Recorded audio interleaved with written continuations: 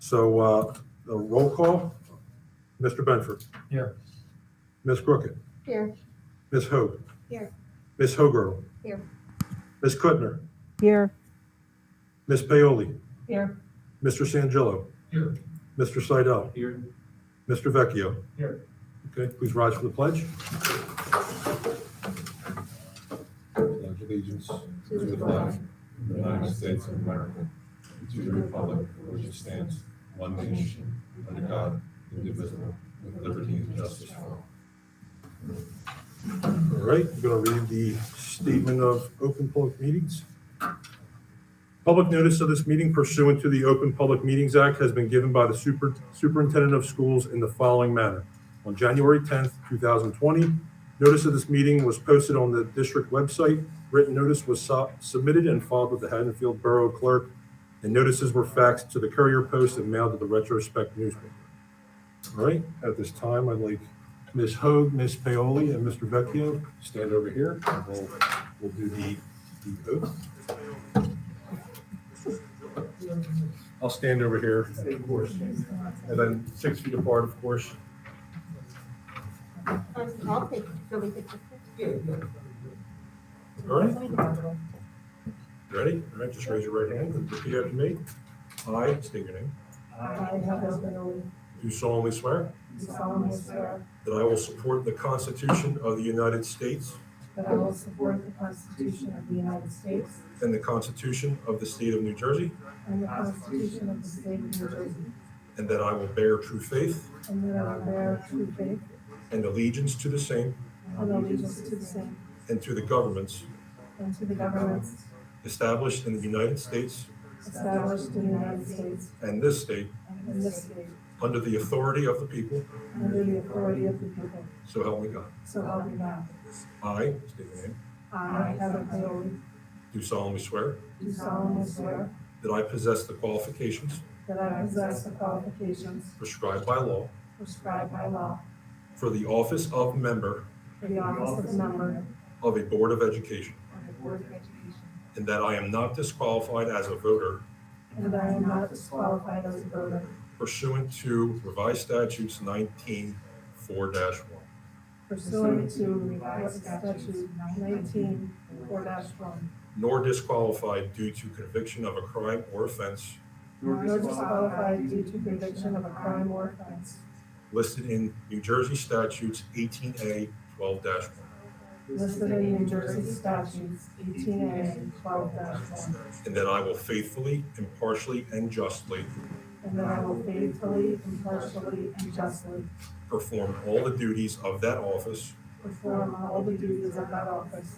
according to the best of my ability, according to the best of my ability, so help me God. so help me God.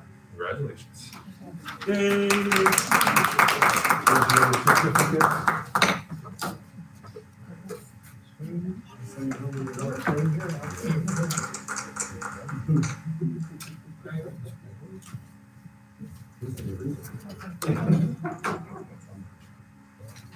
My name is never spelled right. Really? What do they get on? I get one C in Crooked, I get Jamie, I get one O in Crooked. All right, now I'll take a second roll call since we have all of the, I'll say new, but everyone's the same board members. So, Mr. Benford, Here. Ms. Crooked, Here. Ms. Hoag, Here. Ms. Hogerl, Here. Ms. Kuttner, Yeah, here. Ms. Paoli, Here. Mr. Sangillo, Here. Mr. Seidel, Here. Mr. Vecchio. Here. Okay, as temporary chair, at this time now I'd like to open the floor for any, for the nominations for board president. I'd like to nominate Adam Sangillo for president of the board. Okay.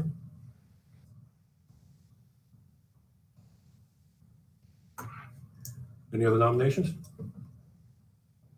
Okay, I'll take roll call vote. Mr. Benford, Yes. Ms. Crooked, Yes. Ms. Hoag, Yes. Ms. Hogerl, Yes. Ms. Kuttner, Yes. Ms. Paoli, Yes. Mr. Sangillo, Mr. Seidel, Yes. and Mr. Vecchio. Yes. All right, all yeses. Congratulations, Mr. Sangillo. We'll pass the gavel now. Oh, nice. Thank you. Put it down. Good, good. All right. So, first order of business is to continue with the reorg and ask for a nomination for vice president. Any, motions? Nominate Dave Seidel.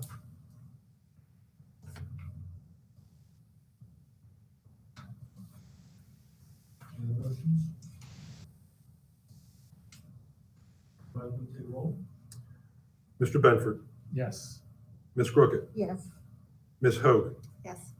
Ms. Hogertle, Yes. Ms. Kuttner, yes, Ms. Paoli, Yes. Mr. Seidel, Yes. Mr. Vecchio, Yes. President Sangillo. Yes. Thank you. Okay, next, on our published agenda, we have the public comments, which we'll get to in 1 second. I wanted to, the second time in as many meetings, I want to reflect and remember Haddonfield resident Bill Reynolds passed away just in the new year. Yeah, I don't know if you hadn't heard. Bill was he was mayor in town. His father was a longtime superintendent in Haddonfield. He graduated from Haddonfield. His picture is on the wall back here. Bill graduated, I believe, in '57. He was on many boards in town, and what was striking in his obituary and his legacy is he was on boards and he was president of boards for like 20 to 30 years. And he brought, I was in Rotary with him. I'm in Rotary, and he was in Rotary for many years. His institutional knowledge was remarkable. He would recall things that happened 20 years ago so that they could help guide people in the present time. And he was just a phenomenal mentor and gentle, understanding man. When I was in this role, working with the board in the school district, he never put his opinion in, but he always could tell when you were at a pivotal point and would just pat you on the back and say, good luck, if you need anything, if you have to know anything, I'm here. And it was just so, I thought about him all the time when we were making decisions. He was just someone that was, if he wasn't physically or if I wasn't even actually knowing him, I actually thought of him and the way he was, his temperament, and even the few things he said to me over the years that we were together in Rotary. And it was a real sad loss to hear that he did a lot, but just an immense amount for his town. And thank you, Bill, for doing so much for our community and the world. So, if anybody else has something to say. Okay. I also, Chuck wanted to mention, Chuck wanted to speak a little bit. Yeah, this is the one more meeting a year where I don't have to do anything, silent, but given the events of yesterday, I thought I would take a moment just to talk a little bit about, I guess, my perspective and maybe some of the experiences the students and teachers are having right now. I usually do these things off the cuff, but I took notes because I'm trying to be very careful with what I say and make sure I'm correct with my words. As we all know, yesterday a mob was the site of violence in Washington. The suing tackled on Capitol, and I was there. Democracy came. It was horrific. I know I spent far too many hours watching, trying to figure it out. If you were like me, I'm sure many of you are, went through a full variety of emotions that came so quickly and furiously that I couldn't quite figure them out. I mean, it started off with embarrassing, and it became disbelief, it became fear, and ultimately I kind of settled on anger. And I'm trying to stay out of despair because I think I'm leaning that way a little bit too. Because none of us have ever seen anything like this before. And we're feeling it, the teachers are feeling it, and we know our children are feeling it. And so then the question is, what do we do, right? This is what our ultimate charge is to try to help these kids and work through things in life. And we're faced with our teachers today, the parents, teachers are faced with the challenge of trying to help kids navigate something no one knows how to navigate correctly. We provided resources for teachers, but what we couldn't provide was time. I mean, this is a process, right? We have to try to think this through and figure it out and find the right words. And it's frustrating for all of us when we can't find the right words. But as someone who used to stand in front of kids and they walk in, they think you have answers because that's your job. It's really scary and frustrating and difficult as a teacher to do that. And the kids are looking to you for the answers, and you can't provide them. It's hard. It's really hard. I think in all my years of teaching, I can think of maybe three times maybe, where I didn't know what to say. In our district today, we had 200, we have 30 that didn't know what to say. They tried, we didn't have time to process the resources, so they did a heck of a job. I know some of them said things they were still talking about. I know administrators in classrooms observing, and I know that the conversations are happening as best they can. But sometimes all the kids want to hear is, it's not going to happen here. It's going to be okay. We're going to be safe. And that's nice to tell them. But if you're like me today, I can only pray that that's true. Because I at one point today, I could not tell you that was true, right? But tomorrow's different. Tomorrow we'll process. Tomorrow we'll have more resources. Tomorrow we'll have more discussions. Tomorrow we'll be able to talk a little bit more articulately about what we feel, about what it means to us, about what it means to our neighbors and our friends. And that's the process we're in. And it's not going to be a quick one because we have to figure these things out. Parents, if you're listening, your kids may not be talking about it, but I promise you they're thinking about it, right? There's no way they saw those images and not be concerned.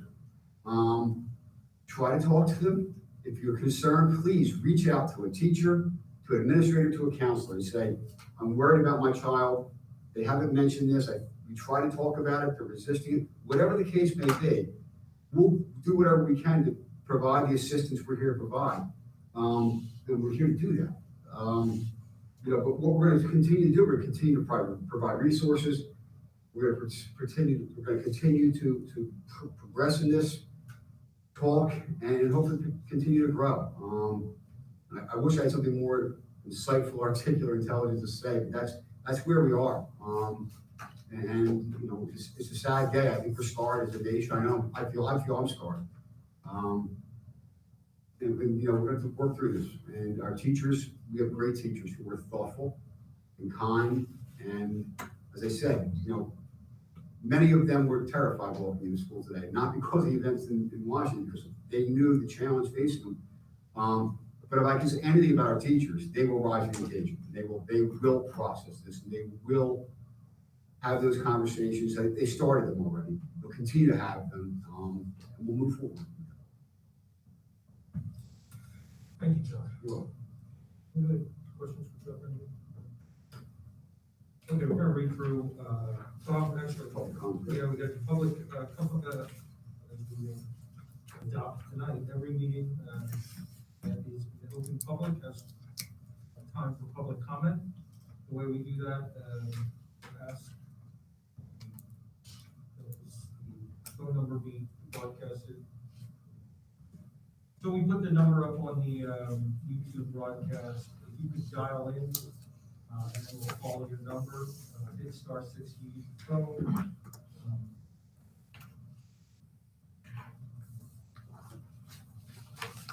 If you have any public comments, I'll leave this open. It takes a few seconds for people to call in. If you do call in, mute your YouTube broadcast because there'll be an echo. I'm anticipating high volume because I think we have under 20 viewers.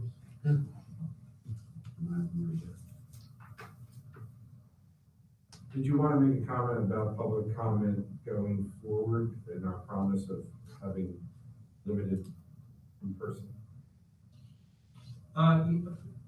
We are, so I guess there's two topics that I think came up over the last month. we're going, as we're allowed, we're gonna invite the public to fill the library to capacity. So the way we're gonna do this, we're gonna invite the press first, because they're the disseminators of information. And then, so we'll have a couple members of the press always invited, and then we're gonna invite an HEA member, and then we're gonna take sort of a lottery. If the public wants to come and be here in person, you're gonna be able to sign up a few days before the board meeting, and we'll randomly select whoever, we can to come to the room. That's gonna take place while this setup remains. We're still gonna broadcast to YouTube. Actually, I think we're gonna do that forever going forward. But taking public comment from YouTube will still happen as long as we have capacity limits in this room. Once those limits are lifted, then we'll just take public comment from people physically in the room. The second thing that we're adding due to statute is we're gonna be able to take public comments in writing, via email or, paper mail, land mail. You can submit comments prior to the meeting, and we'll read them. We'll read your comments in the meeting, so if you can't be physically present, there is an opportunity to comment in writing, and those things will be broadcast and read at our meetings going forward, regardless of whether we are in capacity limits or regular meeting. That will be forever forward if you can submit comments. Any questions on that? Okay, no, we're gonna close the public comment section of the meeting since there are none, and we'll start moving through. So reorg is where we just reorganize the board, and we reorganize the appointments that the board, of the board, with various positions. So I read through these as I'm required to do, and then we go, and that is reading. So we're appointing Dr. Armin Henderson as coordinator for section 504 of the National Rehabilitation Act of 1973. Michael Catalano, Public Agency Compliance Officer. Dr. Gino Priolo and Tracy Petozo as affirmative action officers. We're appointing Gino Priolo for the local education agency liaison for homeless children and youth. We are appointing Mike Catalano as the HIPAA officer. We're appointing Richard Sparks as our integrated pest management coordinator. We're appointing Gino Priolo as the school district policy coordinator. Our wellness district coordinator will be Mike Catalano. Our district purchasing agent, Brian Falkowski. Our district asbestos management officer will be Tim McFerrin. The district safety and health designee will be Sandy Horowitz. Indoor air quality designee will be Tim McFerrin. The right to know officer, Mike Catalano. Chemical hygiene officer, Tim McFerrin. District toxic hazard preparedness officer, Tim McFerrin. Custodian of records will be Mike Catalano. Alternate custodian of records will be Kristen Sullivan. District AHERA coordinator will be Tim McFerrin. The district DCPP liaison, that's the Department of Children and Family, will be Shannon Simkus. We are going to recommend that our existing bylaws be readopted. We're approving the organizational chart, we're approving curriculum, we're approving our teacher evaluation model, which is the Danielson framework. We're approving the principal evaluation for professional learning as our district's principal evaluation model. We're approving textbooks. We're adopting a code of ethics for school board members, the code of ethics recommended by the state for school board members. We're going to approve, So I have to read those all. Oh, I do remember that. So Yeah. we're gonna pause here, or not pause here, I'm gonna pause the reading so that, Mike Catalano can read those ethics, allow the board members to hear them. Okay, so the code of ethics for school board members. Letter A, I will uphold and enforce all laws, rules, regulations of the State Board of Education and court orders pertaining to schools. Desired changes shall be brought about only through legal and ethical procedures. B, I will make decisions in terms of the educational welfare of children and will seek to develop and maintain public schools that meet individual needs of all children regardless of their ability, race, creed, sex, or social standing.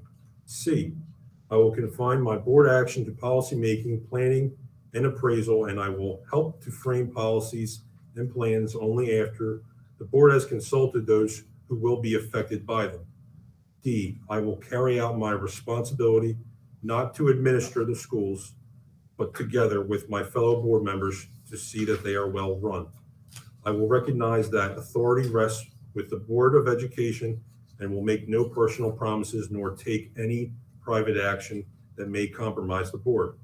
F, I will refuse to surrender my independent judgment to special interests or partisan political groups, or to use the schools for personal gain or for the gain of friends. G, I will hold confidential all matters pertaining to the schools which, if disclosed, would needlessly injure individuals or the schools. In all other matters, I will provide accurate information and, in concert with my fellow board members, interpret to the staff aspirations of the community for its schools. H, I will vote to appoint the best qualified personnel available after consideration of the recommendation of the Chief Administrative Officer. I will support and protect school personnel in proper performance of their duties. J, I will refer all complaints to the Chief Administrative Officer and will act on the complaints at public meetings only after failure of an administrative solution. So all board members, you should have received one of these acknowledgement of receipts for the Code of Ethics. You just need to sign that, and at the conclusion of the meeting, just hand that back. All right? Thanks, Mike. Okay, continue with our approvals. We're gonna run our meetings with Robert's Rules of Order, our parliamentary procedures. We are adopting our board school district, our school district adopted, board adopted school district code, sorry. Inspiring cultural competence, nurturing social and emotional well-being, empowering innovation through flexible learning environments.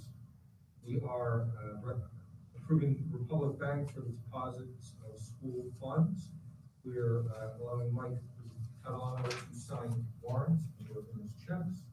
We are resolving to allow our meetings, or to operate our meetings in public, per the Public Open Meetings Act. Mike, did you read that?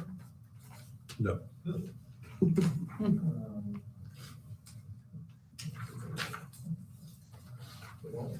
We're adopting our schedule of meetings for this calendar year. We are adopting a document of necessity.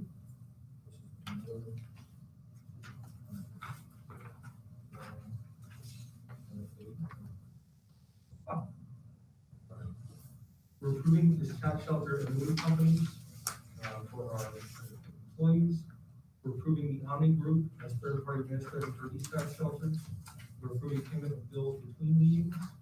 We are approving our 2022 professional development plan, the annual improvement of job descriptions, our affirmative action plan, and our affirmative action plan. Can I get a motion? So moved. David, Second. Jamie, any discussion, questions? Just, on T, you only mentioned bylaws, not policy. Okay. Bylaws and board policy, so.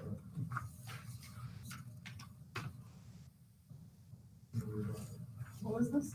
On T, we're adopting our existing bylaws and our book of policies.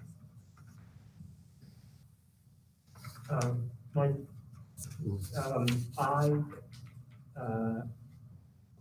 Mr. Polkowski, the scope of his role now is more limited than when we originally. Yes. Okay. Yeah, that is correct. He's still on there as qualified purchasing. Okay, I don't have my QPA yet. okay, I get that as just sitting as board or business administrator, but we need him for that.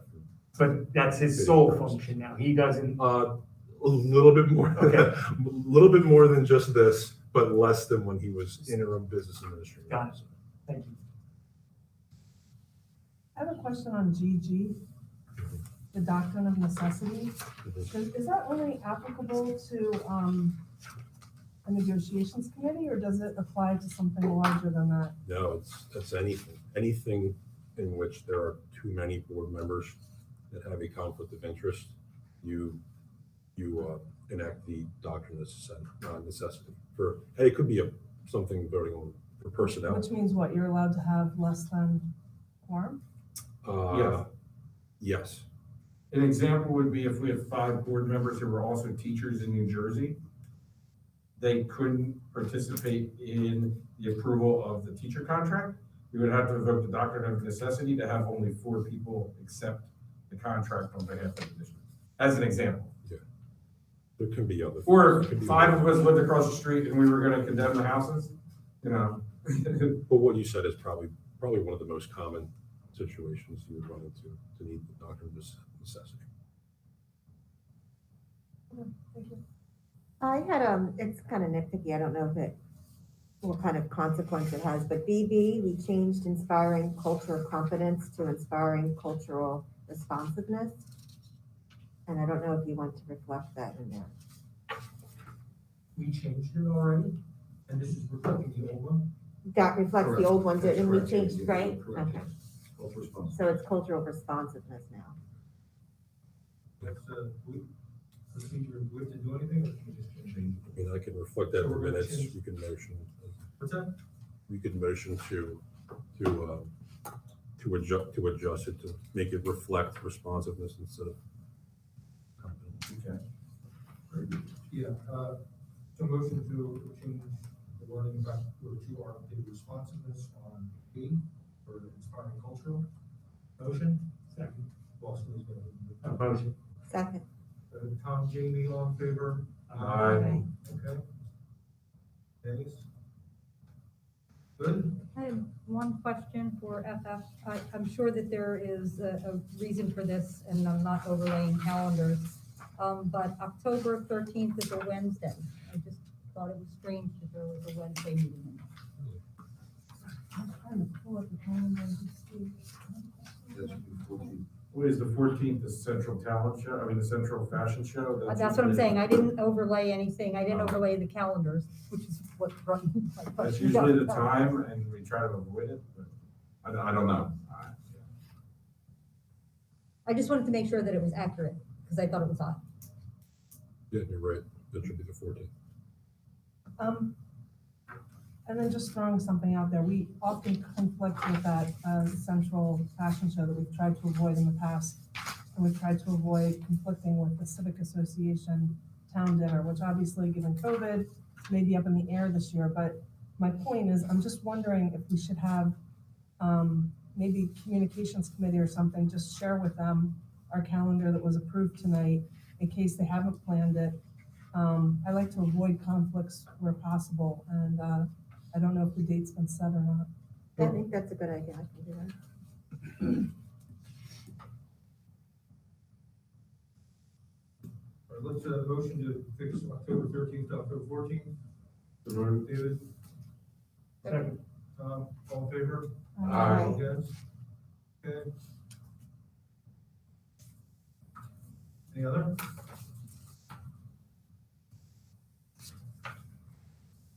All right, Mike Paul? Mr. Benford, Yes. Ms. Crooked, Yes. Ms. Hoag, Yes. Ms. Hogartle, Yes. Ms. Kuttner, Yes. Ms. Paoli, Yes, Mr. Vecchio, Yes. Vice President Seidel, Yes, President Sangillo. Yes. All right, any, items for future consideration by the board? I have one, January, in New Jersey, January is School District Member Appreciation Month. The borough has requested, some attendance, less than a quorum, to accept the proclamation on January 19th at 7:30 PM. If you are available, just let me know and I'll communicate with the borough, to send us the Zoom link for those that want to attend. and Dave, I just wanted, we're allowed to attend events together in public. It doesn't have to be less than a quorum, we just can't discuss. Oh, yeah, ordinances. you're absolutely right, Heather. Well, anybody who wants to go. Good point. you want us to still tell you anyway, so you know what to expect, or? Yes, because the way their system works, you have to get an individual link to Okay. get the video portion turned on. If anybody's attended a commission meeting, you only get the special link, but it's individual, so I have to submit email addresses at their request. Anything else? Very much. My wife's due date is February 1st. In the event that I cannot make one of the board meetings at the end of the month, Dr. Priolo will be sitting as alternate board secretary. So just want to give everybody a heads up. Do we have to accept that? Because I don't think we. I mean, I could tell her to try to Sorry, work things man. out. but, I gotta go. Yeah. Congratulations. Good thing we're not in France. We won't see them until June. Anything else? You know, I wasn't gonna, say anything, but as we were going through the agenda, I thought about it, as Chuck was talking. You know, it's one of those weird moments as a parent, yesterday, because we didn't, like you said, we didn't have time to process, right? So I wasn't even prepared to talk to my own children about it, and then before I know it, they were in bed. And the first adult they ended up talking to about this was their teachers. And I didn't think as an adult that I was sending them in and they weren't prepared. And frankly, when I got when they came home today, it seemed like they were prepared because their teachers did give them an explanation. So I wanted to express my gratitude and appreciation for the work that they do every day, but especially on a day like today, when there is no playbook for something like this. I mean, I'm an attorney. I get to hide at work today and cancel calls or whatever if I don't feel like talking about something. They had 20 kids walking into their life today, and from my own experience, they did a great job, notwithstanding their lack of preparation. So my gratitude to the district, the leadership, and to the teachers. I hope I didn't try to give the impression they didn't do it. No. Yeah. I'm trying to express the difficult Yeah. challenge of how it was a challenge doing that. It's a great one. And just to piggyback on that, my kids are older, but, it's 8 o'clock in the morning. I barely had finished a cup of coffee and, before I had gotten myself organized for the day. And already the teacher was in class, and today my daughter was virtual. It was her virtual cohort day. And at 8 o'clock in the morning, I hear them discussing. And I mean, it's not show up at school and this is AP seminar, so let's get to work on that. It is, we can't ignore what happened, and to have that discourse happening and at 8 o'clock in the morning when I hadn't even had a chance to organize my own thoughts. So yes, I think they're to be commended. I thought your communication, Chuck,